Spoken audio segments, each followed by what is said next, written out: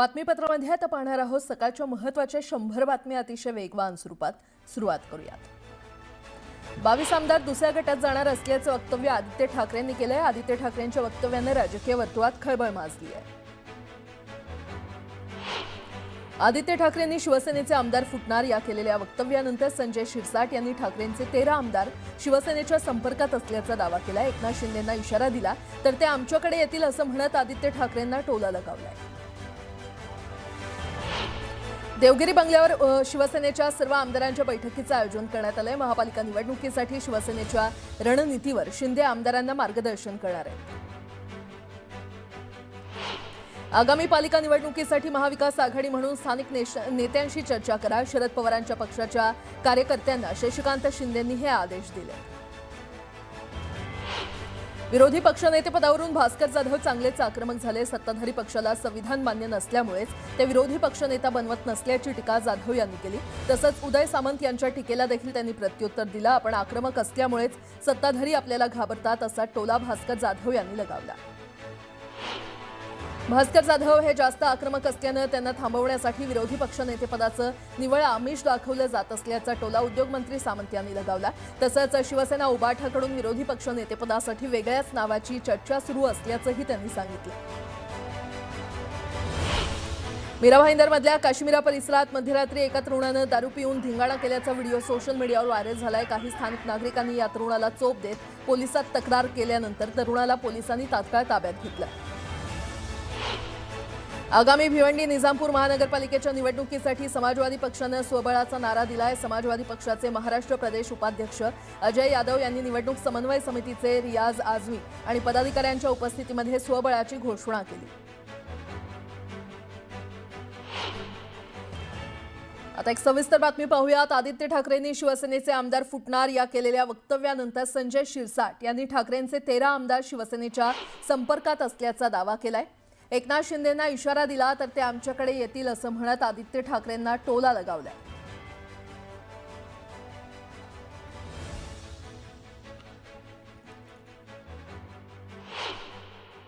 आमदार आमच्या संपर्कात आहेत, त्यांची नावं मी सांगू शकतो, परंतु हे आत्ता आम्हाला त्यांना डिस्पोज नाही करायचं, त्यांना असं दाखवायचं नाही आहे आणि एक्सपोज नाही करायचं. डिस्पोज म्हणलं एक्सपोज नाही करायचं आणि एक्सपोज करून त्यांचे पक्षामध्ये कुठं अडचण होईल असं काही वातावरण होऊ नये अशी माझी धारणा आहे. पण ज्या दिवशी एकनाथ शिंदे साहेब म्हणतील त्या टायमाला या महाराष्ट्राच्या राजकारणामध्ये मोठा स्फोट होईल. पुन्हा एकदा बातम्या वेगवान स्वरूपात. साताऱ्याच्या धोम गावात समाज मंदिरासाठी नागरिकांनी आमरण उपोषण केलंय. सरपंचानं सही न दिल्यानं बांधकामाला अडथळा निर्माण झाला. तातडीनं समाज मंदिर बांधण्याची मागणी नागरिकांनी केली आहे. कराडच्या चचे गावात बैलगाडा शर्यतीचं आयोजन करण्यात आलं होतं. यात सचिन जंगम यांच्या बब्या डॉन आणि विदर्भ केसरी निशान बैल जोडीनं पहिला क्रमांक पटकावलाय. सोलापूर जिल्ह्यात ऊस दरावरून शेतकरी आक्रमक झाले आहेत. ऊसाला 3,500 रुपये प्रति टन दर देण्याची मागणी केली आहे. मागणी पूर्ण होईपर्यंत उपोषण सुरूच ठेवण्याचा इशारा देण्यात आला. अकोल्याच्या वाडेगावात शेतकऱ्यांनी रास्ता रोको आंदोलन केलं. नाफेडच्या जाचक आणि किचकट अटींना शेतकऱ्यांनी विरोध केला. यामुळे अनेकांना शेतमाल परत न्यावा लागत असल्यानं शेतकऱ्यांना मनस्ताप सहन करावा लागतोय. तातडीनं नियम शिथिल करण्याची मागणी करण्यात आली आहे. नांदेडच्या कंधार तालुक्यातील कवठा इथे शेतकऱ्यांनी रास्ता रोको आंदोलन केलं. अतिवृष्टीसह महापुरात शेतीचं नुकसान झालेल्यांना मदत कमी मिळाल्याचा आरोप करण्यात आलाय. तातडीनं योग्य मदत देण्याची मागणी करण्यात आली आहे. कल्याण शहरात एक लहान मुलगा वाहतूक कोंडी सोडवण्यात मदत करतोय. शिटी वाजवत पुढे चला काका असं सांगणाऱ्या या लहान मुलाचा व्हिडिओ सध्या जोरदार व्हायरल झाला. पुणे जमीन गैरव्यवहार प्रकरणी रवींद्र तारूला 8 दिवसांची पोलीस कोठडी सुनावण्यात आली आहे. रवींद्र तारूची पोलिसांकडून कसून चौकशी केली जाणार आहे. धुळे शहरात सायलेन्सरचा आवाज करणाऱ्या दुचाकी चालकांवर कारवाई करण्यात आली आहे. 62 बुलेटवर कारवाई करत सायलेन्सर जप्त केलेत. दरम्यान कर्णकर्कश आवाज कुणीही दुचाकी न चालवण्याचं आवाहन पोलिसांनी केलं. देहरोडच्या किवळे रावेत परिसरातील चंद्रभागा कॉर्नरमध्ये नवीन डाकघर सुरू करण्यात आलंय. आमदार शंकर जगताप यांच्या हस्ते उद्घाटन सोहळा पार पडला. त्यामुळे नागरिकांना मोठा फायदा होणार आहे. गडचिरोलीच्या मुलचेरा तालुक्यातील उपकेंद्रात एका कंत्राटी परिचारिकेनं विष प्राशन करून आत्महत्येचा प्रयत्न केलाय। वरिष्ठ अधिकाऱ्यांकडून सतत होत असलेल्या शरीर सुखाच्या मागणीला कंटाळून महिलेनं हे पाऊल उचललं। महिलेवर अतिदक्षता विभागात उपचार सुरू आहेत। छत्रपती संभाजीनगरमध्ये टीव्ही सेंटर परिसरात दुचाकी चोरीला गेल्या। चोरीची संपूर्ण घटना सीसीटीव्हीमध्ये कैद झाली आहे। पोलिसांकडून चोरट्याचा शोध घेतला जातो। नालासोपाऱ्यात उड्डाणपुलाखाली जलवाहिनी फुटली, यामुळे लाखो लिटर पाणी वाया गेलंय। तातडीनं जलवाहिनी दुरुस्त करण्याची मागणी करण्यात आली आहे। मुंबईतील तानसा जलवाहिनीचं देखभाल दुरुस्तीचं काम सुरू आहे आणि यामुळे मुंबईसह उपनगरात 15% पाणी कपात करण्यात येणार आहे। त्यामुळे नागरिकांना पाणी जपून वापरण्याचं आवाहन करण्यात आलंय। नालासोपाऱ्यातून बेपत्ता झालेल्या 8 वर्षीय मुलाचा मृतदेह 5 दिवसानंतर पाण्याच्या टाकीत सापडलाय। मेहराज शेख असं मृत्यू झालेल्या मुलाचं नाव आहे। पोलिसांकडून अधिकचा तपास सुरू आहे। सविस्तर बातमी पाहूयात। नाशिकमध्ये लवकरच होणाऱ्या सिंहस्थ कुंभमेळ्यानिमित्तानं साधुग्राम बांधलं जाणार आहे, पण त्यासाठी तपोवनातील तब्बल 1800 झाडं तोडली जाणार आहेत। सरकारच्या या प्रस्तावित वृक्षतोडीला मोठ्या प्रमाणात विरोध होतोय। पर्यावरणप्रेमी, सामाजिक संस्था, स्थानिकांसह कलाकार देखील या वृक्षतोडीच्या विरोधात पुढे आलेत। अभिनेते सयाजी शिंदे यांनी या वृक्षतोडीला तीव्र विरोध दर्शवलाय। मनसे अध्यक्ष राज ठाकरे, उद्धव ठाकरे यांच्यासह सत्ताधारी राष्ट्रवादी काँग्रेस आणि शिंदेंच्या शिवसेनेनं देखील या प्रकरणी सयाजी शिंदे यांच्या भूमिकेला पाठिंबा दिलाय। या पार्श्वभूमीवर सयाजी शिंदे यांनी राज ठाकरे यांच्याशी भेट घेत या मुद्द्यावर चर्चा केली।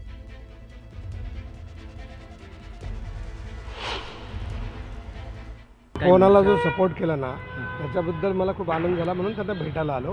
ही चांगली गोष्ट आहे आणि पुढे पण अशी तपोवन, अशी झाडं वाचावीत, त्याच्याबद्दल काय करता येईल, कसं करता येईल एवढी सरकार आपलं काय दुश्मन थोडी आहे। आंदोलन करण्याचं म्हणजे त्यांना आपली भूमिका समजलीच पाहिजे आणि झाडं वाचली पाहिजेत। झाडासाठी येणारे सगळे आपलीच माणसं आहेत, त्यामुळे जेवढे येतील सगळे येतील ते घेऊन आपल्याला झाडं वाचवायचे आणि झाडं वाढवायचीत आणि ते आपले खरे आई बाप आहेत असंच आपलं म्हणणं आहे ना, आणि हे सत्यच आहे ना, तोच मुद्दा आपल्याला आहे।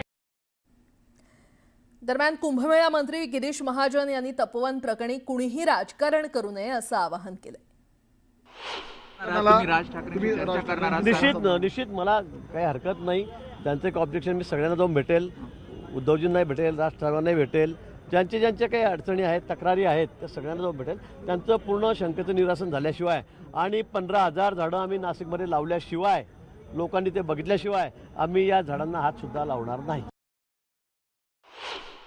मी स्वतः परवासुद्धा त्या ठिकाणी जाऊन आलो। खड्डे खोदण्याचं काम आता आज उद्यामध्ये पुन्हा नव्याने सुरू करतो आहोत आणि त्याला ड्रीप बसवतो आहोत। 15,000मधलं 1% सुद्धा झाडाची मर होणार नाही।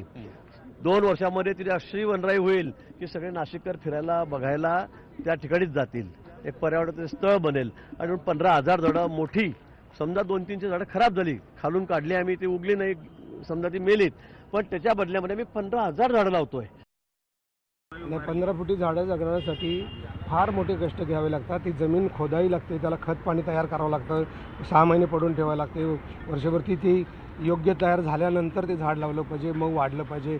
हे असं लगेच आणलं, तिकडं खोदला, खड्डा लावला, लगेच ती 2 फुटावरून 4 फुटावर खड्डे काढले झाली लगेच, म्हणजे असं नाही होत ना। तर हे समजायला पाहिजे। मंत्री लेवलच्या माणसाला जर समजत नसेल, काढा खड्डे, आयुक्त लेवलला काढा खड्डे, लावा झाडं, एवढं महाराष्ट्राला नका फसवतो।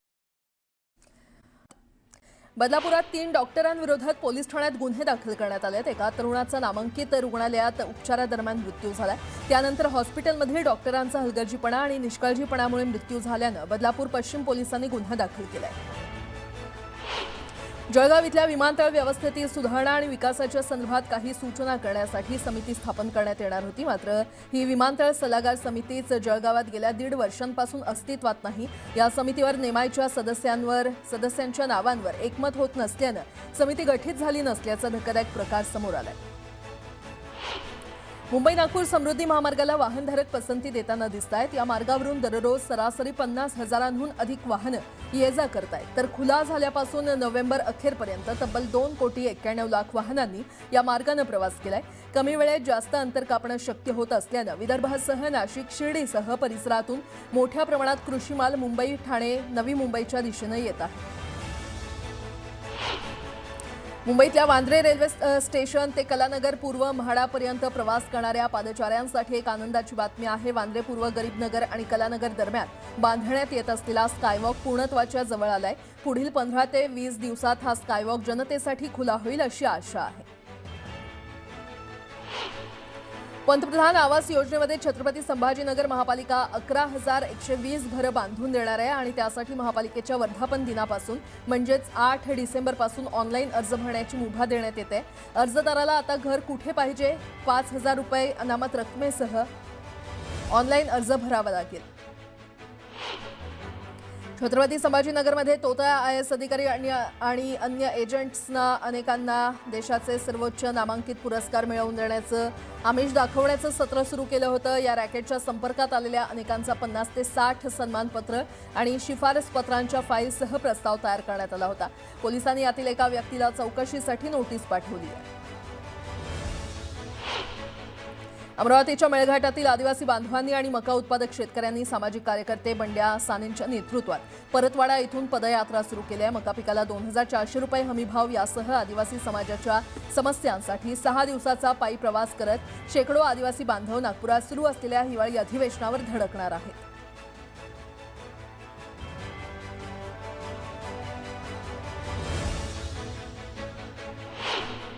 मावळच्या घनदाट जंगलात दुर्मिळ आणि ठिपकेदार अमरशिंगा गेको सारखी पाल दिसल्याची नोंद झाली आहे. प्राथमिक तज्ज्ञांच्या अंदाजानुसार ही पाल आंतरराष्ट्रीय ख्यातीचे संशोधक डॉक्टर थसून अमरसिंगा यांनी अभ्यासलेल्या दुर्मिळ गेक्को प्रजातींसारखी असल्याची शक्यता वर्तवण्यात आली आहे.